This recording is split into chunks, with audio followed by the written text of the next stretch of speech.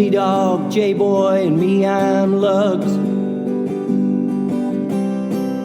Our pride and joy is pumping our mugs. Be careful, kids, it could get rough. We're flipping our lids on sports and other stuff.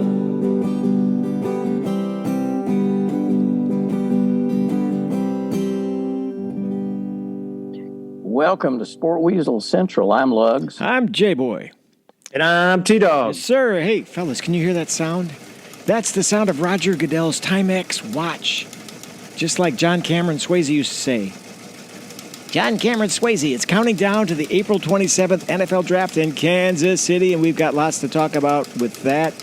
Good to see you, boys. This is Sports and Other Stuff. Lugs, let's dig into it. Odell Beckham Jr. signs with the Ravens. But wait. John Cameron Swayze, do you remember him? It takes a licking and keeps on ticking. Do you remember that guy? Vaguely. Come on, he sold Timex watches, man, when you were a youngster. Don't you remember that? They'd strap them to motorboat engines and... Anyway, Goodell's got one now, and he's using that to count down to April 27th. But back to Odell Beckham Jr. Is this good news for our friend of the show, Lamar Jackson? Maybe.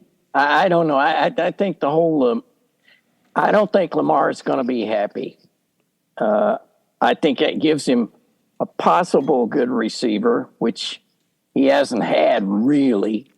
But I don't think it changes much. What I think it does, it gives Odell a big payday. And at this point, he needs to save his cash because even if he comes back, his time is limited. One good lick and he can call it a day and go bleach his hair purple and do whatever. But what? Purple. But T-Dog, when was the last time Odell Beckham Jr. was in a game and he missed a whole season? Or am I missing something there? No, he was out all of last season. Yeah. Actually, he got in enough.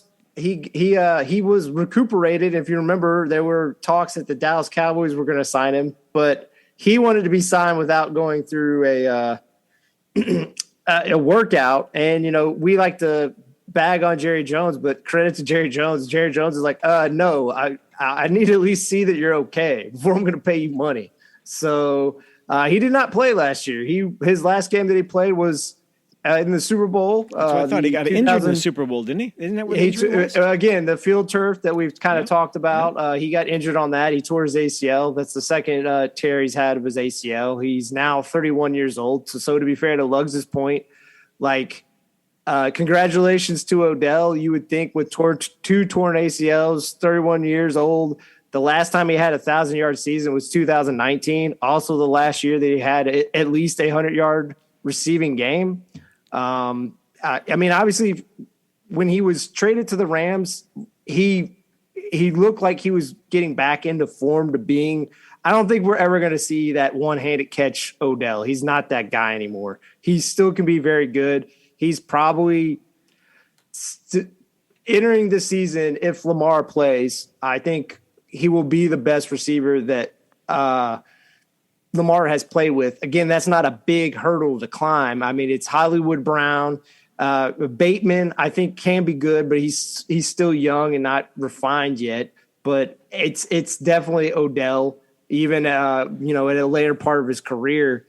Credit for him getting the $15 million guarantee with escalators, maybe put it up to 18. And the other good thing for him is their new offensive coordinator, Todd Monken, in 2019, he played under this offense because Todd Monken was with the Browns. So, plus you got Mark Andrew in there, right? So you got a pretty good offensive punch, maybe? I mean, Odell will be sure hands, but of course he's probably lost a step or two, right? I mean, he's not blistering fast, I'm sure, anymore. But sure hands can catch the ball. I think he's I don't think he's probably going to have the speed he used to have. I think he's good. He'll be good enough. He has route running, and obviously I think he has some strength. So he'll be able to, make contested catches. So again, he's not the guy of old, but I think he probably still has enough juice that he'll be a major factor. And again, like we've kind of talked about, I don't think Lamar is going anywhere else. So he should just play on this guaranteed contract and then, go into the next offseason trying to renegotiate a contract again, I think. Yeah, because the Colts have stepped back from him, at least verbally in their interviews. They're basically saying they're looking to the draft. I feel the same thing that Luggs has. I'm not saying we're both being hoodwinked, but it feels the same way. The only team that kind of verbally came out and said maybe we're looking at him, the Colts, it's definitely feel like it's cooled off. So, but Luggs, man, don't you think that Lamar's going to have a good year, and that this messes things up for Aaron Rodgers? Because Rodgers was going to get Odell as his saving grace with the NYJ Jets. See, Rodgers at this point, well, first of all, I'll answer the Lamar question. I don't know about what kind of year he's going to have because he's hacked.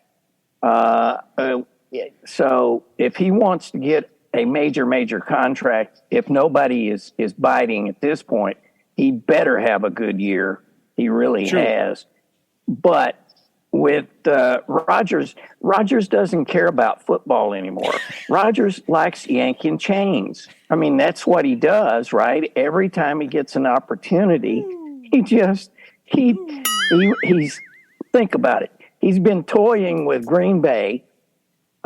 He got all the money he was ever going to get from Green Bay. And so he's been toying with them.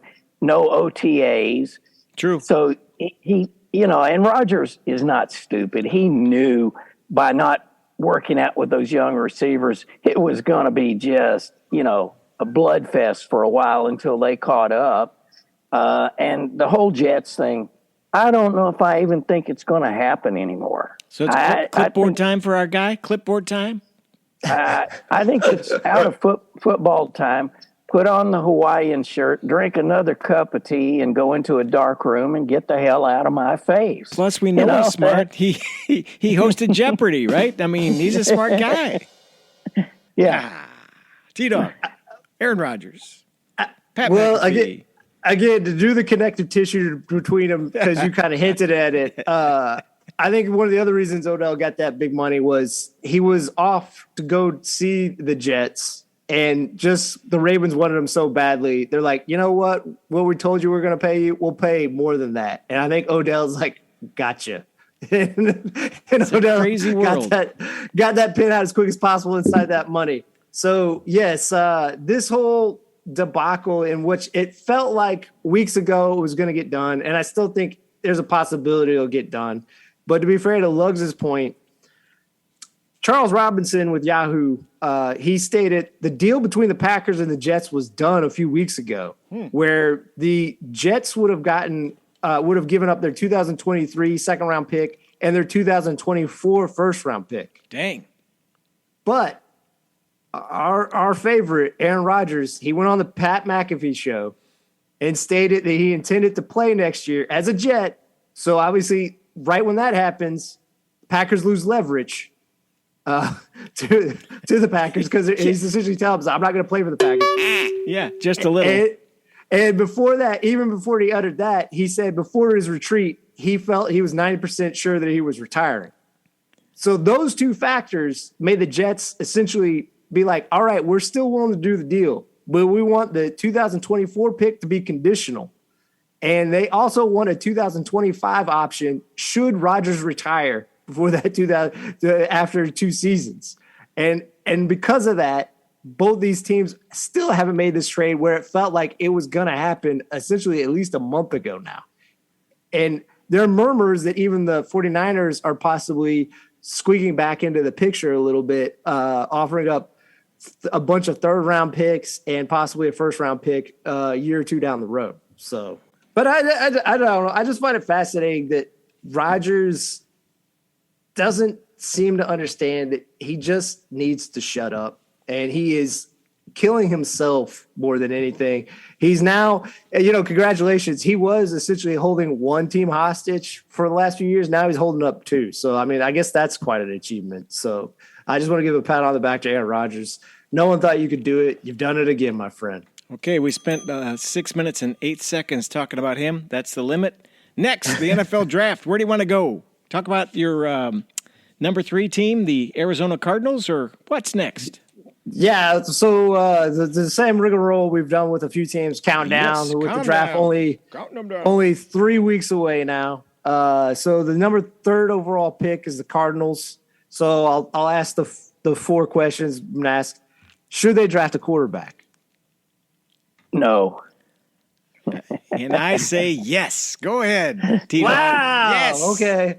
I agree with Lugs. No, just because they signed that deal with Kyle Murray, and it's through 2028. I think they can get out in 2027. Right. But it's 103 million guaranteed. They will definitely be one of the worst teams this year. So they'll be in prime position to possibly get Caleb Williams and Drake May next year.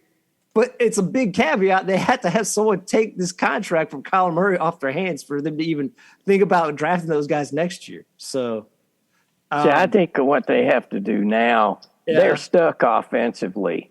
They really are. I think they got to build that defense. You got to go for Will Anderson, I think, the linebacker from Alabama. okay. They need to build that. You got to just say the next 2 years, folks, they're going to be rocky. But the good thing is we'll get some picks. They'll get some high picks, and I think they need to build a defense. And like you said, maybe next year go for a quarterback, or the following year go for a quarterback. Because Kyler Murray, obviously, he has less work ethic than Aaron Rodgers. Wait, here comes. All right, Lutz, you got 29 seconds to talk about how short he is. Ready? Go. 5'8" on the program. Really, 5'6", right? Oh yeah. He's always running to the outside, but he does sling a pretty ball. I got to give him that. It's pretty. Yeah, that's too good. That's too good. Well, I was just going to say, just in free agency, when you look at this team after free agency, after the acquisitions and losses, it's one of the 3 worst rosters in the league. It's they lost Byron Murphy, their corner, to the Vikings, and they lost Zach Allen, their one pass rusher they had, to the Broncos. J.J. Watt retires. It feels like they're going to trade DeAndre Hopkins. And their quote-unquote big acquisitions is they got a starting linebacker, so congrats to them on that. Kaiser White from the Eagles, and also Zach Pascal from the Eagles, who's, I think, a depth wide receiver or a 3rd wide receiver. And we already know Murray's going to miss most of the season. This team stinks, and I think you kind of look at how they've done their free agency this year. I think that's the goal, is not to be good. So why don't they trade down? I think they're definitely going to trade down. I think if someone's willing to be fair to Luggs' point, I think they do trade down because, again, if they don't get Will Anderson, they'll still have the opportunity to get another pass rusher like Jalen Carter or Tyree Wilson, because I think they wouldn't trade down that far, maybe to get stay in range for one of those guys. But their roster is just so depleted. You look at the receivers, either line, offense or defense, is corner and running back, and they only have 8 picks this year. So they just need to bolster them up this year, get some picks for next year or 2 years or 3 years down the road. Just because kind of like, I think Luggs is right. They're kind of at least set in with Kyler for the next 2 years. So yeah, I suppose that's right. So, and maybe if he turns in one decent year, maybe they can get a team to panic and trade for him. I don't know, but I don't know. Since Luggs already answered it, who do you think they should draft, or do you think they should trade back, J-Boy? I think they should trade back. I've read some stuff that maybe the Titans are interested in making a trade back, and who knows? That means they're looking for a quarterback to replace Tannehill, and they want number 3. I don't know. Who do you all think they if the Titans get it, who do you think they think will be there that they have eyes for? I haven't heard. I would say Levis, maybe. I a long time ago, I sort of jokingly, but almost serious, said Levis should go to the Colts. Yeah, agreed. And I still think that's a possibility, but I think people are going to go for Stroud. I I think Levis would be the 4th overall. They're going to go, obviously, Bryce Young, probably number 1, even though he's another tiny creature. You, sir, are a tiny creature. I'm a creature. Hello. Then Stroud.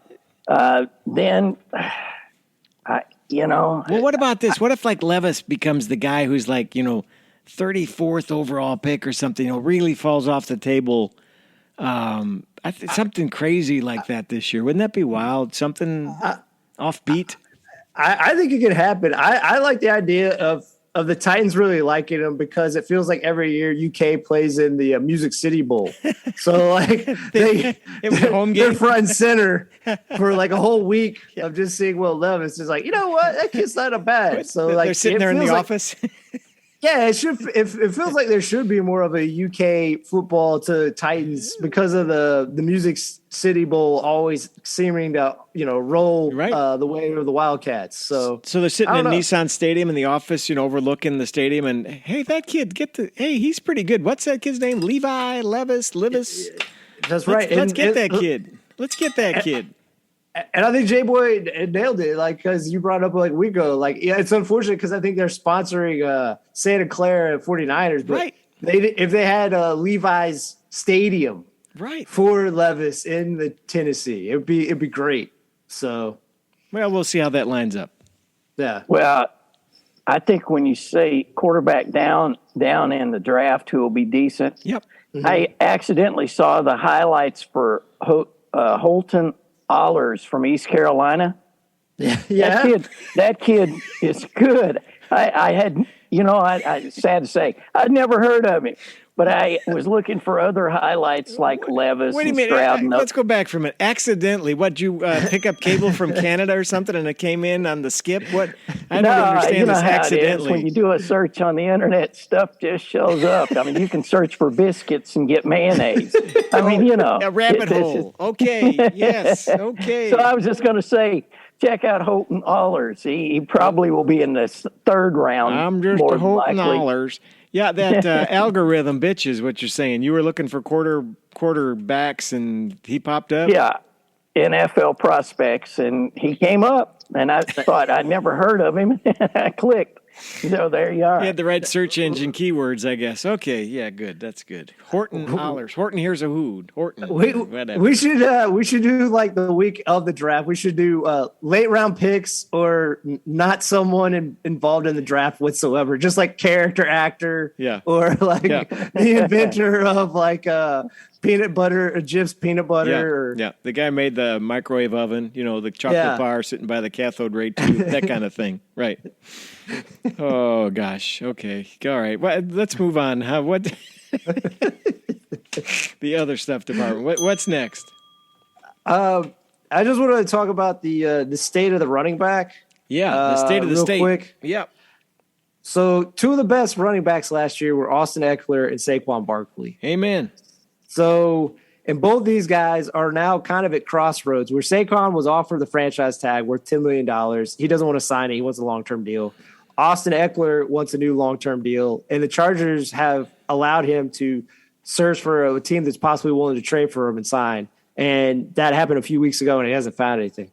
This is the thing that, like I said, I, as a fan of running backs, feel their plight. I just want to kind of go through these top 4 running backs and why Austin Eckler is making so much drastically less. Even though I like Saquon, at least he's made a decent amount of coins. So Christian McCaffrey, 27 years old, has made $53 million in 6 years. Okay.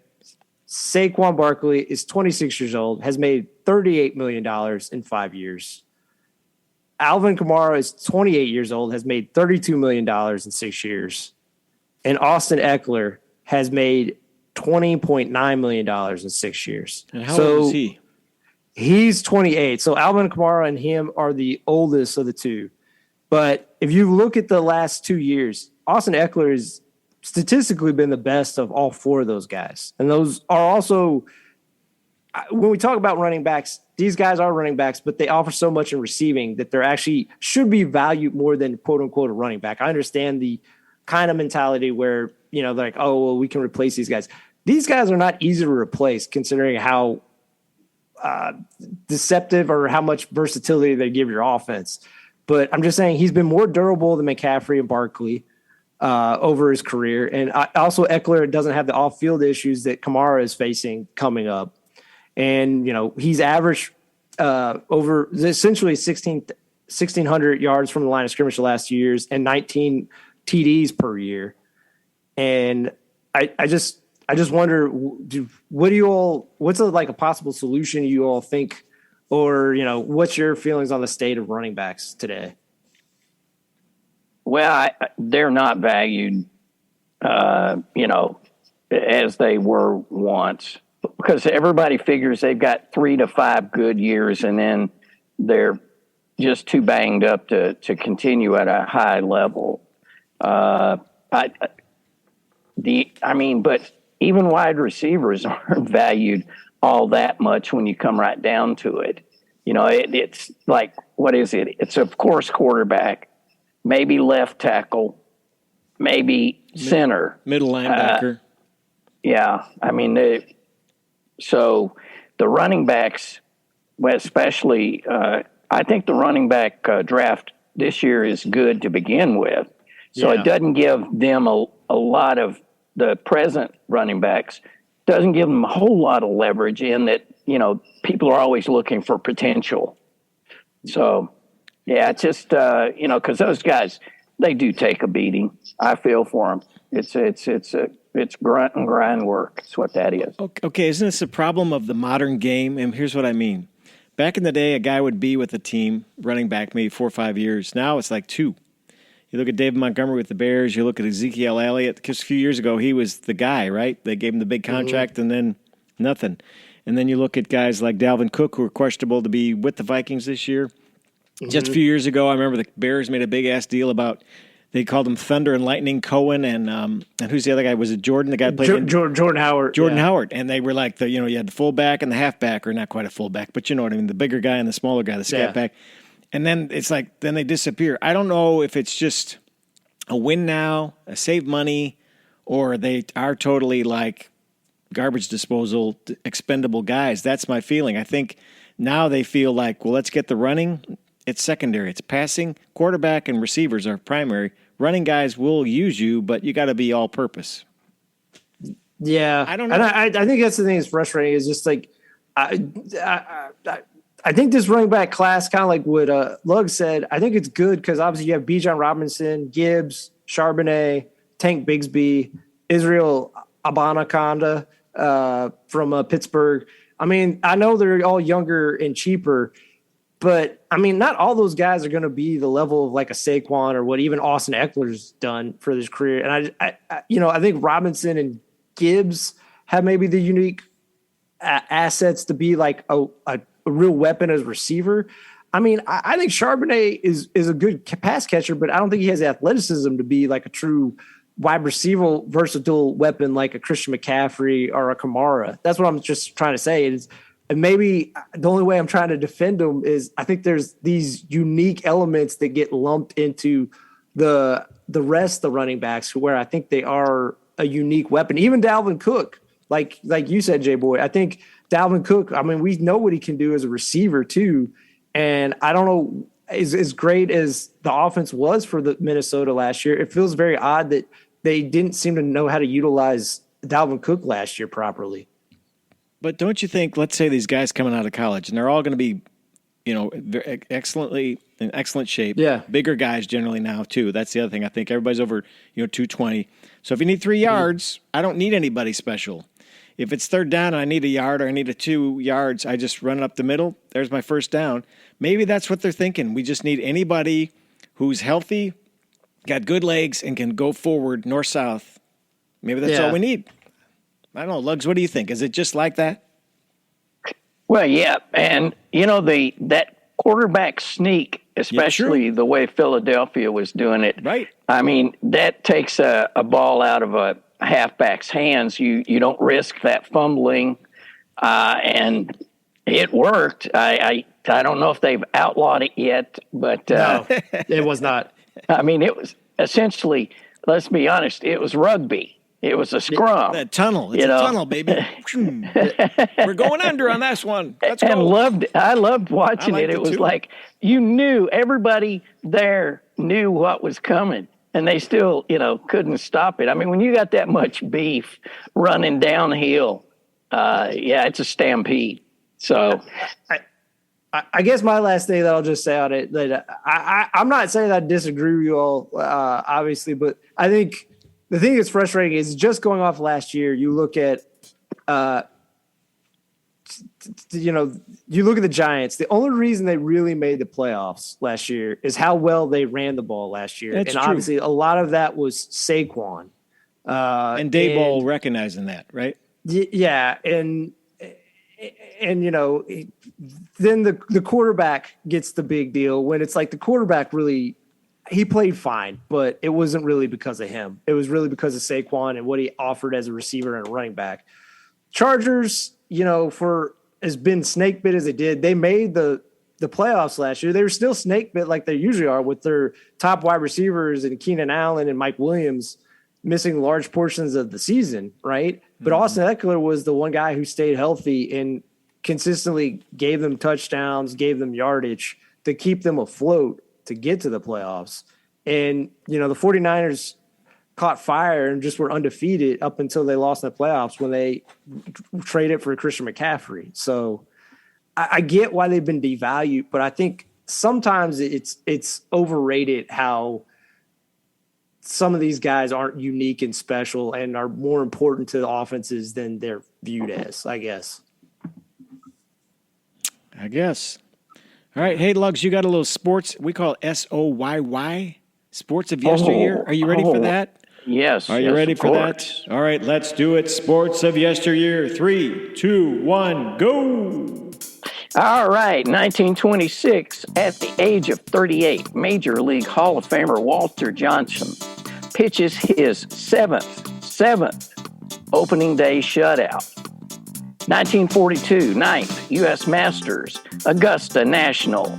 Byron Nelson wins an 18-hole playoff by one stroke over runner-up Ben Hogan. And yes, Jim Nantz was there to make the call. Okay, 1954, Milwaukee Braves. Hank Aaron, that's right, our man Hank, his first game. 1963, Pete Rose triples for his first major league base hit. And finally, 2014, Manny the Pac-Man Pacquiao defeats Timothy Bradley to regain his WBO welterweight boxing title. That's it, my folks, my friends, for this edition of Sports of Yesteryear. Thank you, Lugs, for the Sports of Yesteryear. Okay, Hank Aaron, what game was the first game? What year was that? 1954. Milwaukee Braves, right? Yeah, Milwaukee Braves. Wow, so 54. He stayed with the Braves his entire career. Awesome. Yeah, he was the man. All right, good Sports of Yesteryear. T-Dog, what else is on the schedule today?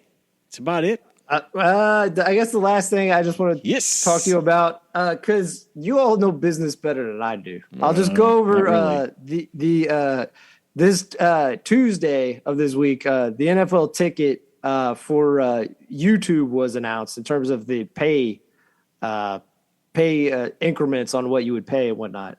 So if you're not currently a YouTube TV subscriber or Primetime Channel subscriber, you have before June 6th, you get $100 pre-sale discount, in which the Sunday ticket would cost you $349 or $389 if you also want Red Zone.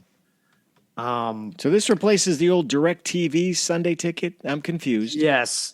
So it's all new, right? It's all new. Because Google, they signed the new contract with the NFL. They'll pay $2 billion a year for the rights. $2 billion. To be or not to be for 7 years. Similarly, if you are a YouTube TV subscriber, the cost will be it'll be cut down by you'll be charged $249 on YouTube TV, and then $349 for primetime channels with $50 more with Red Zone. All right. And wait a minute, is that just for the out-of-market games, or is that all games? That's all games. You get all games. What about the blackout? They used to have a blackout on DirecTV. No blackout. Like, so I could here's see the Cincinnati. I could see Indy.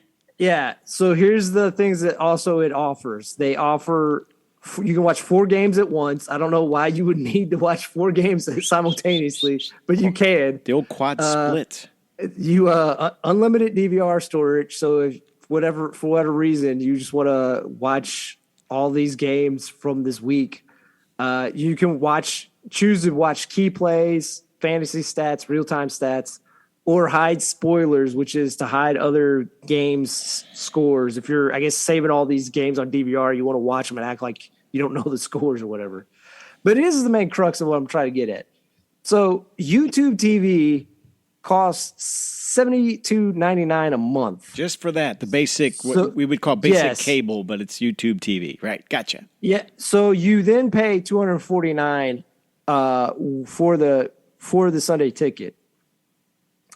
So then if you don't have YouTube TV, you're paying $349. So what, you're essentially saving like $25, around a little over $25 a month? At least. So is the whole ploy just to get you to become a YouTube TV subscriber to save $25 a month? I think you're right. That's business 101 right there. Business 101. But this is the crazy. Hook the suckers. But okay, but this is the craziest thing to me. And again, you all are probably better at math than me. One of the articles I read on this is, so I think they said on average the people that had the Sunday ticket was 2 million people had the ticket.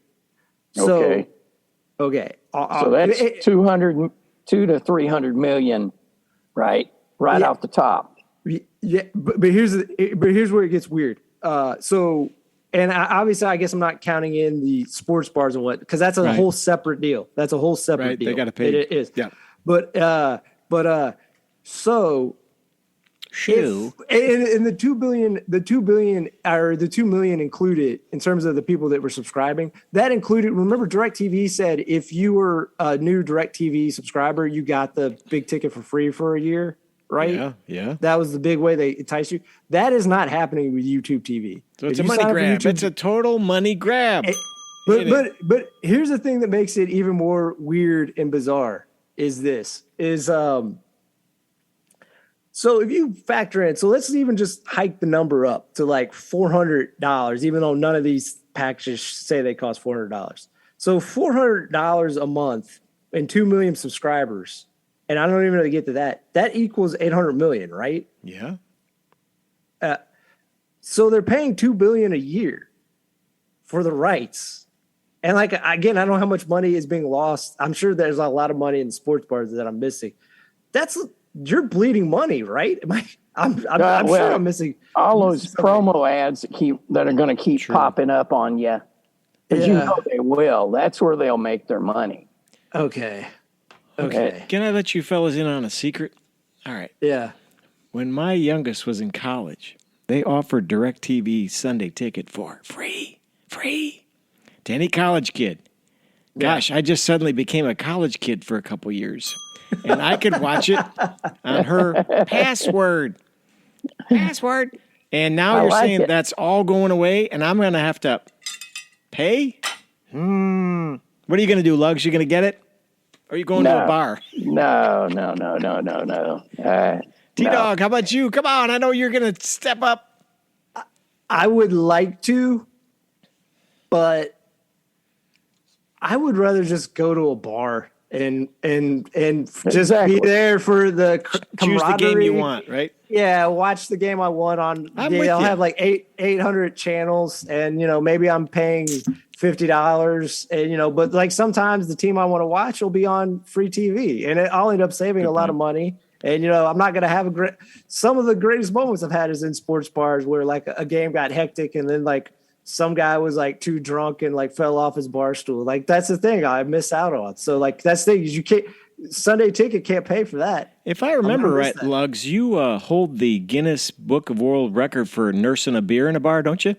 Like 2 hours and 20. 6 hours, 20 minutes, and 18 seconds. I thought so. I thought you did. I knew it was right there. Mr. Guinness came over with a Guinness, by the way, and offered it up to you. And I thought so. I mean, you can work that thing. You know, we all know you can take that, and you're not really drinking, right? I mean, it's easy. We've all, done that. Yeah. So, just get a stool. When they come around for the second round, you got to go to the restroom. You know how this works. And you just hang out.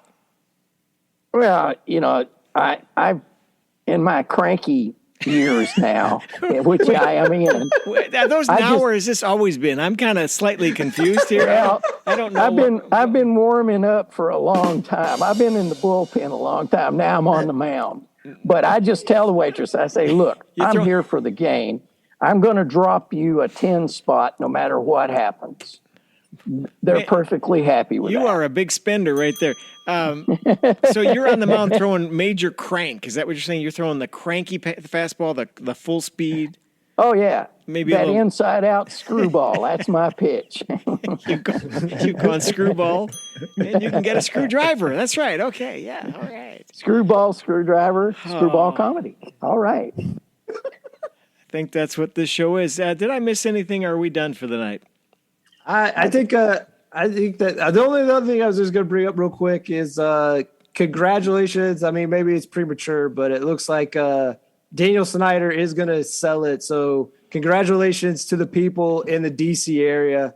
The nightmare of 24 years looks like it's going to be over here pretty soon. So. And the Commanders' betting line just went up.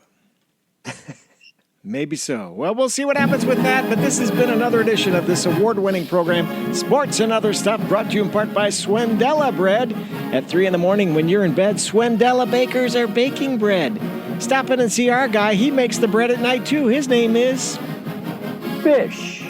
And does the name Robert Leroy Parker mean anything to you? Nope. How about Butch Cassidy? Ooh. Of course. He's the famed American outlaw and member of the Wild Bunch.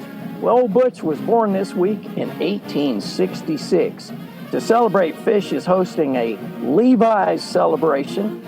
Since those world-famous denim pants were outlaw favorites, we're told. So come on down Saturday at 1 p.m., wear your oldest pair of Levi's, and enjoy a screening of Butch Cassidy and the Sundance Kid, as well as a fine meal of spit-turn beef and all the fixings. Entry fee is 20 simoleons, with proceeds going to the Jeannie Salisbury Home for Wayward Linguists. See you there. All right, Jeannie Salisbury, friend and fan of the show. Right, okay, we are the Sport Weasels. First in sound, first in service, first in other stuff. So long for just a while. Bye-bye.